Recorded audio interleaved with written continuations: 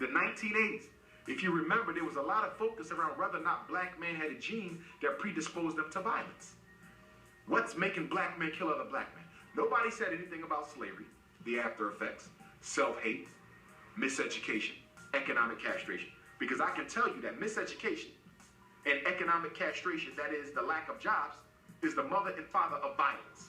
If you don't educate me properly and you keep me from making a decent livelihood for me and my children, I have no choice but to go to the underworld to feed my family.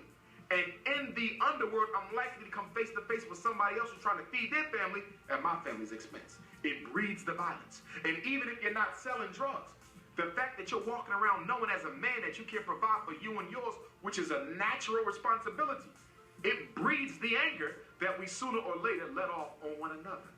And whenever you read a story about a black man killing another black man, they never give you the contextual relevance of what happened. You coming out of the store, I'm walking in the store. I bump you accidentally, you turn around and you kill me. On the surface, I just look like a crazy, angry black man. Nobody's going to tell you I got fired from a job yesterday for standing up to somebody who called me out my name. Nobody's going to tell you that I've been putting in job applications for 2 years consistently. As soon as they find out that I've been to prison, they drop me from the job. They don't put it in context.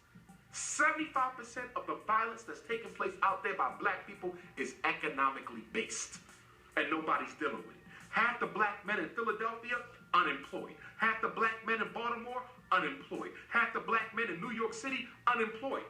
But you don't want to tie that to the rise in violence?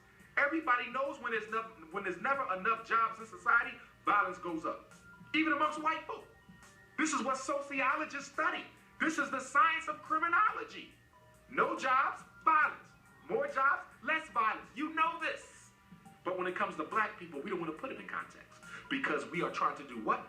Exterminate the image. We're trying to get people to see black people as an unnecessary hindrance to the progress of humanity.